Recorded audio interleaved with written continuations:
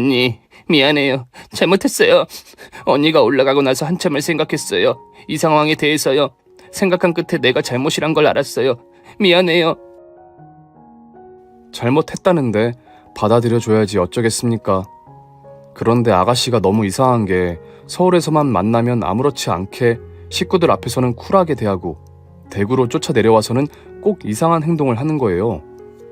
제가 그때그때마다 시댁 식구들에게 고자질하는 것도 체면 구기는 짓이고 이러지도 못하고 저러지도 못하고 고민을 했습니다. 제 고민을 친구에게 이야기했더니 친구는 네 신우 거의 정신병에 가깝다며 하루빨리 치료를 시키던지 하고 그 전에 먼저 신랑에게 다 털어놓고 의논을 하라는 거였어요. 그걸 왜 당하고 있냐는 거지요. 내 말 흘려듣지 마. 그러다가 너까지 정신병 든다.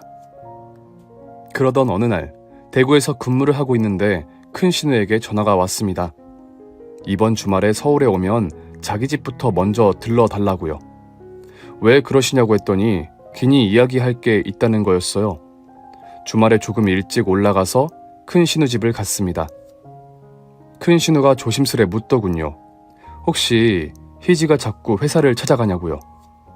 어디서 들었냐고 물었더니 큰 신우 남편이 저희 회사에 자주 들락이다가 사람들하고도 친해지고 일 때문에 서로 이메일도 주고받고 하다가 친해져서 두어 번 같이 뜻맞는 사람들끼리 술을 마시고는 했답니다. 앞으로 또 다른 제품을 납품도 했으면 좋겠어서 미리 사람들에게 로비를 하는 의미도 있을 겁니다. 그렇게 합석을 하다가 김대리하고 친한 동료에게 이상한 이야기를 들은 거예요. 그 대표님 어린 처제 참 특이하대요. 이렇게 해서 우리 막내 신우의 잦은 대구행을 알게 된 거예요. 저는 순간 울컥했고 모든 이야기를 다 털어놓았습니다. 남편에게 할 이야기였지만 그동안 쌓인 울분까지 합쳐서 주저리 다 이야기했어요. 큰 신우는 기가 막히다는 듯 한숨을 쉬시더니 일단 저를 위로를 해주시고 우리 시댁 지난 역사에 대해서 이야기해 주시기 시작했는데 저는 놀라고 무엇보다도 가슴이 아팠습니다. 알고 보니 돌아가신 시아버지가 밖에서 낳아온 딸이랍니다. 우리 막내 신우가 밖에서 낳은 사람은 술집 여자였는데 시아버님이 실수를 하신 거지요. 상대 여성도 술집에 나온 지 얼마 안 되는 초보라 실수를 한 거고 그렇게 아이를 낳은 겁니다. 이 사실을 안 시어머님께서 그 여성분을 만나서 해달라는 대로 다 해주겠다고 하셨대요. 우리 시어머님 성품에 대해서 안 적었는데 제가 남편에게 대면대면하게 하는 것처럼 보일 때만 제게 날카로우시고 대책 없이 막내 신우 편들 때만 이상하시지 심성은 하늘이 내리신 분이시거든요. 법 없이도 살 뿐이고 당신이 도시락을 만들어서 인근 독거노인들을 찾아뵙는 분이세요. 절대 아무도 모르게 하시는 게 더욱 존경을 살 뿐입니다. 우리 아가씨가 제게 반찬을 해서 가져오는 것도 반은 시장에서 사오고 반은 시모님이 독거노인들을 위해서 도시락 싸는 거에서 가져올 때도 있을 거예요. 이 많은 재산 둘러매고 갈 것도 아니고 니들 먹고 살 만큼 남겨두고 내 할 거 하면서 살고 싶다. 말리지 마. 그뿐 아닙니다.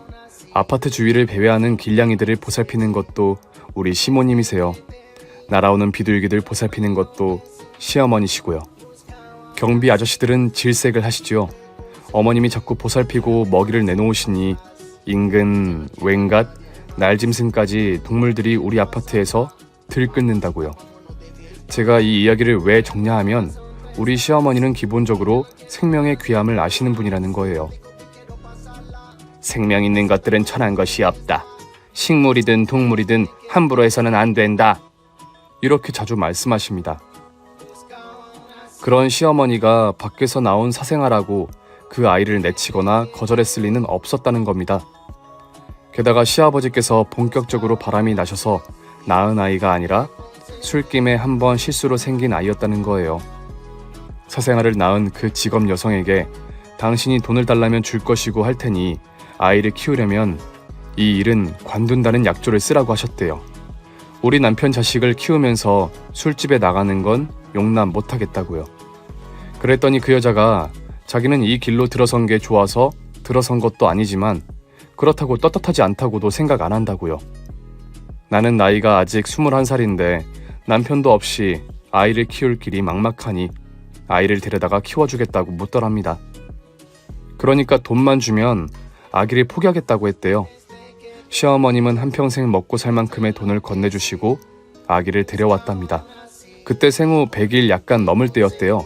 우리 시어머니는 아이를 데려오는 즉시 일가 친척을 모두 불러 모아 이 일에 대한 함구를 시키셨대요.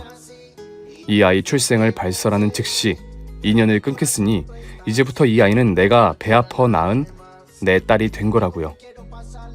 그리고 딸과 아들 셋에게도 철저히 주입시켰답니다. 이 아이는 니들의 친동생으로 대접해야 한다고요. 이 이야기가 니들 중에 누구 하나에게서라도 발설될 즉시 그 사람은 즉시 호적에서 파버리는 줄 알아라. 누가 뭐래도 애는 니들의 친동생이야. 그렇게 막내 신우가 생기고 그 사이 시어머니는 참으로 용의주도 하셨습니다.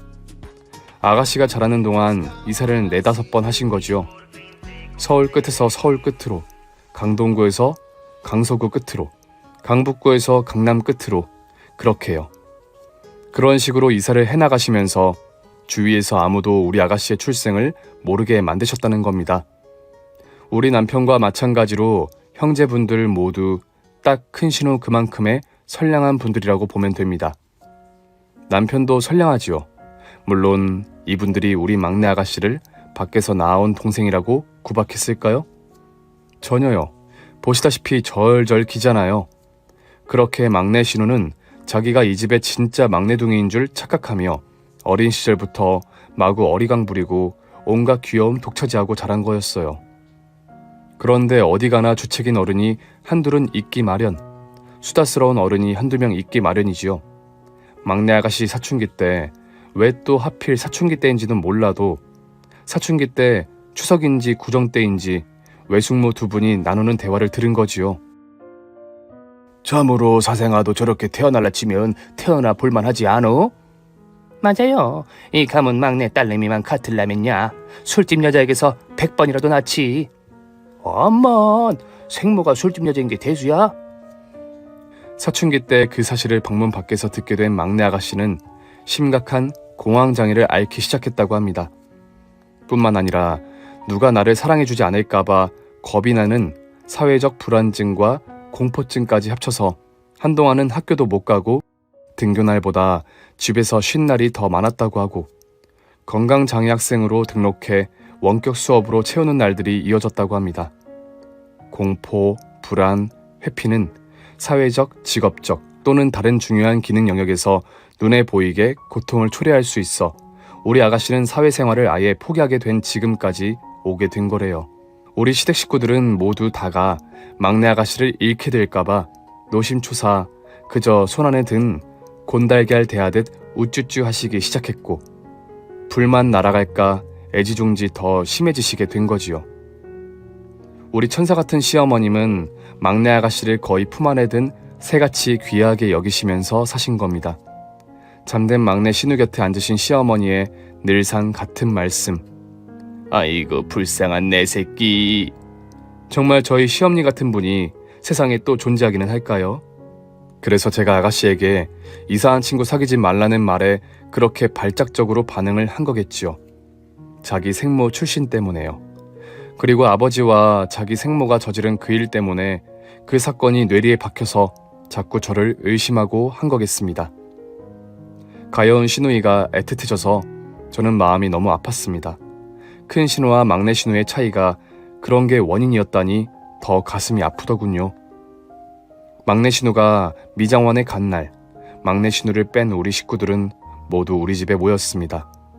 막내 아가씨의 현재 상황을 알려드려야 할 것 같아서요. 식구들 모두 많이 놀랐고 특히 시어머니는 가슴을 움켜쥐고 우셨어요. 아이고야, 막둥이가 그런 식으로 가슴앓이를 하고 있는 줄도 모르고 나는 그게 다 커서 다 나은 줄로만 알고 있었지 뭐냐. 불쌍한 내 새끼. 어머니, 지금은 우선 빨리 해결책을 내놓아야 하지 싶어요. 내 자신에게 어떤 상황이 다가온다고 생각되는 경우에 생기는 불안을 아가씨가 겪고 계신 것 같은데 저 또한 이런 경우를 자주 겪기는 합니다. 주로 버스를 탈 때 얘기 불안이 생기는 거죠. 그러나 다 강도의 차이입니다. 아까 말한 초등학교 동창은 지금은 많이 나아져서 생활해요. 식구들은 설왕설래 의견이 많았지만 병원 치료보다는 모두 다가 한마음으로 아가씨를 사랑해주는 수밖에는 없다고 결론을 내렸어요. 말도 마라. 너는 모르고 하는 소리야. 그놈의 공황장애 병원 치료 안 해봤겠냐? 그런데 그거 누가 날 버릴까 하는 그 무서운 병은 못 고쳐야. 누가 날 버릴까 불안해서 애가 공황장애까지 갔거든. 다른 거 없어. 그냥 예쁘다 예쁘다 해줄 수밖에 없어. 그래도 남편의 의견은 틀렸습니다. 그때 그나마 약물 치료도 병행했으니까 지금 이 정도까지 온 거라고 중단했던 치료를 다시 하자고 하더군요. 고등학교 때는 아가씨가 막 온몸이 경직되기도 하고 어떨 때 보면 무슨 귀신이 쓰인 것처럼 어깨도 쪼그라들기까지 하더래요. 호흡까지 불규칙하던 걸 이토록 멀쩡해 보이게 만든 것 대학병원 모 교수님 덕분이라고 다시 치료를 시작하자는 겁니다. 우선은 방향성을 잡지는 못하고 온 식구들이 설왕설래로 대화는 끝났습니다. 저는 어느 정도 남편의 의견과 어머님의 의견 모두 존중했습니다. 적절히 섞어서 하되 저는 우리 신우에게 넘치는 사랑을 주기로 결심했어요. 남편의 여동생이면 제 여동생이기도 합니다. 저는 여동생이 없으니 제 진짜 동생같이 대하기로 앞으로 어떤 땡깡을 부려도 다 받아주기로 결심했어요. 그 와중에도 아가씨의 대구 침투 작전은 여전했습니다. 저는 일부러 아가씨 올만한 요일들에 미리 대기하고 있었고 오면 다정하게 반겼어요. 제가 여태와 달리 자기를 반기기 시작하자 막내 신우는 그동안에 서울 집에다가 함구했던 작전을 바꾸고 모든 걸 사사건건 시어머니께 일러 바치기 시작했습니다. 왜냐하면 진짜로 수상하다는 겁니다. 자기에게 그렇게 친절하게 하는 사람이 아닌데 왜 갑자기 이상해지냐는 거지요.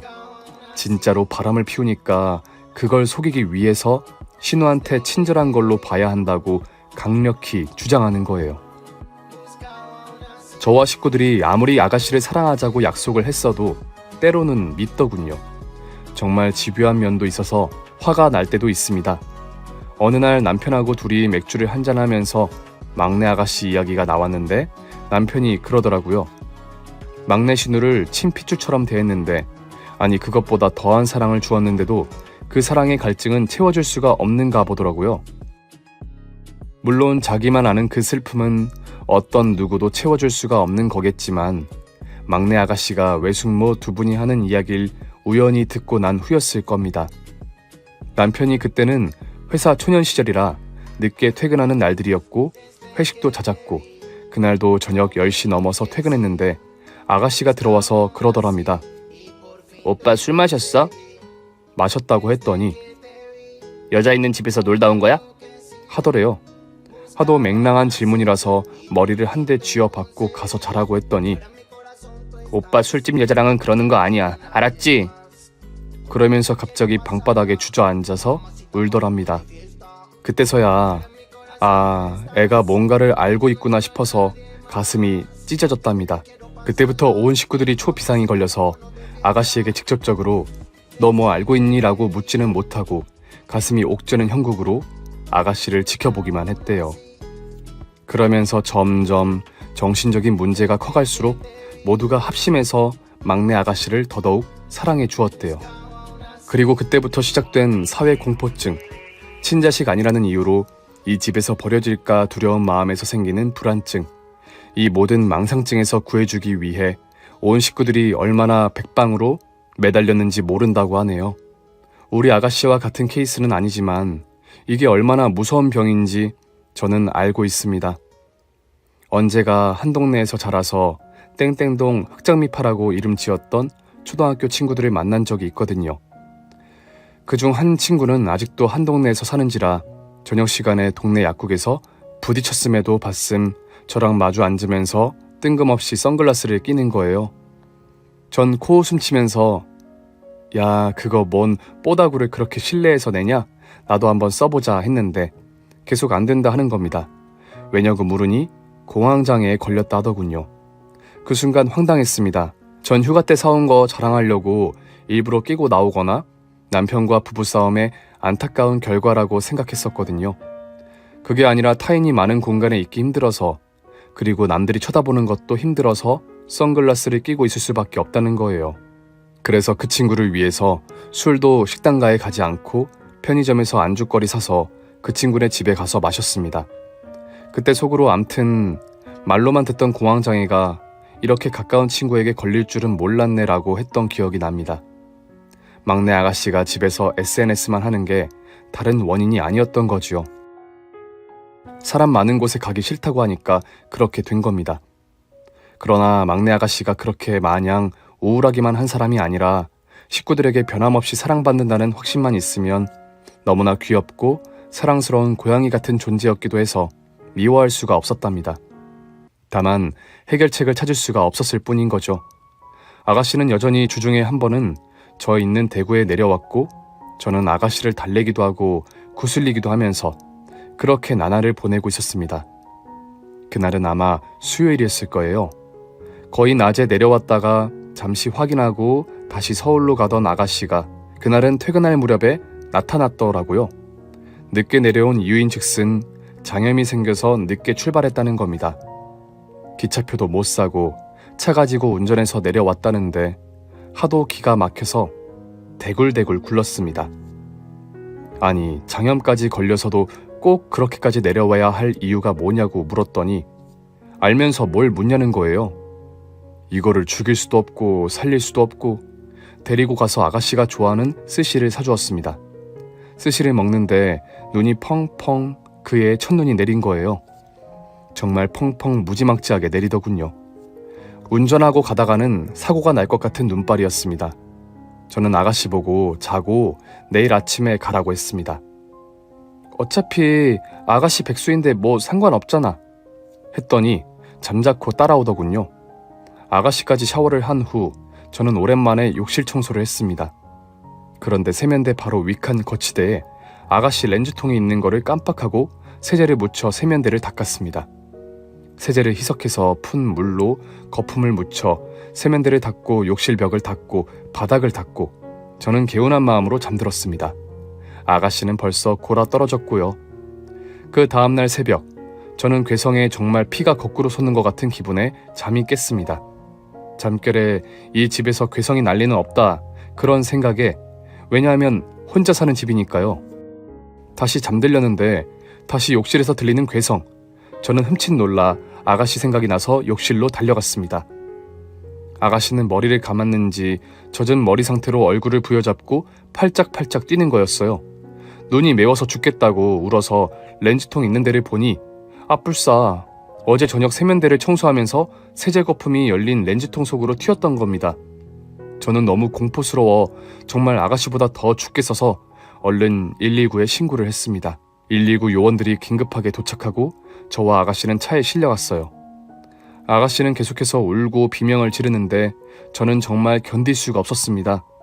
제 눈에서는 아가씨 3배는 더 되는 눈물이 마구 쏟아지는 거예요. 아가씨에 대한 죄책감, 그런 거보다는 우리 아가씨가 얼마나 아프면 저렇게 괴성을 지르고 울까 싶어서 차라리 내가 아프고 말았으면 좋겠다라는 생각까지 드는 거였습니다. 언니, 나 죽어요. 나 죽겠어요. 아, 너무 아파, 너무 아파. 그러면서 우는데 저는 다른 어떤 것도 해줄 수 없는 제 자신이 너무 미워서 아가씨를 붙잡고 말했어요. 아가씨, 나는 원체 건강하고 강인한 사람이고 아가씨는 여리여리해서 아가씨는 두 눈이 다 있어야 하는 사람이니 아가씨 눈에 이상 생기면 내가 내 눈 하나를 이식시켜 줄 테니까 걱정하지 말아요. 그리고 저는 마구 소리내어 울었습니다. 그때 우리 아가씨가 저를 바라보는 표정을 보여드리고 싶네요. 그 행복한 표정을요. 막상 응급실에 도착하고 확인을 해보니 큰 이상 없으니 안정주사제를 원하시면 한 대 포옹 맞으시고 돌아가시라는 거였어요. 저는 그때서야 깨달았습니다. 우리 큰 신우 말을요.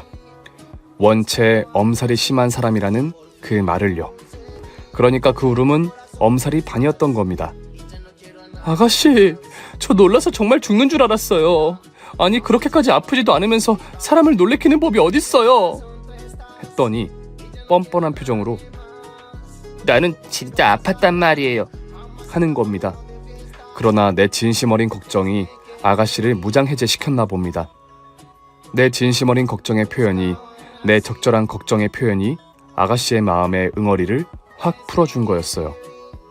아가씨는 어떻게 보면 제가 시집 오기 전까지는 고교 때 정신이 아픈 이유로 증상이 많이 나아지는 상태였는데, 제가 시집 온 후 덤덤한 제 성격을 이해 못한 채로 왜 자기를 안 사랑해주나 해서 시작된, 아니 재발된 병인 거였어요.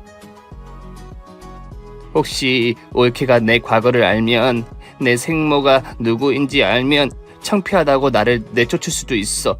아니, 내쫓게 만들 수도 있어.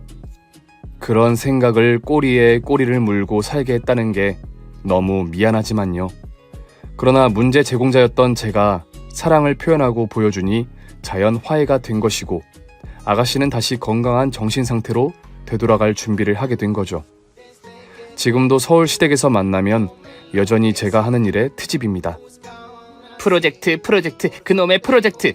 무슨 학점 잘 받아야 하는 학생도 아니면서 왜 이렇게 프로젝트에 목을 매는지 모르겠네. 매번 열이 받게 말을 하지만 달의 앞뒷면인 걸로 이해와 용서를 스스로에게 강구하고 있습니다. 가족 간의 진실한 사랑을 이기는 건 아무것도 없다는 사실을 깨닫게 된 저는 남편하고 저 사이에 빨리 아기가 생기면 좋겠다는 생각을 했습니다. 내 가족에게 아낌없이 사랑을 줄 수 있으니까요. 생명의 소중함을 마음껏 즐기기 위해서요.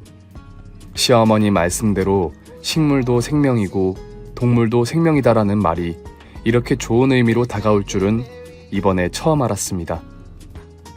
지금까지 제 긴 사연 들어주셔서 감사합니다. 구독자 여러분, 변덕스러운 날씨에 건강 조심하세요. 오늘 준비한 사연은 여기까지입니다. 재미있게 들으셨다면 구독과 좋아요, 알림 설정까지 눌러주세요.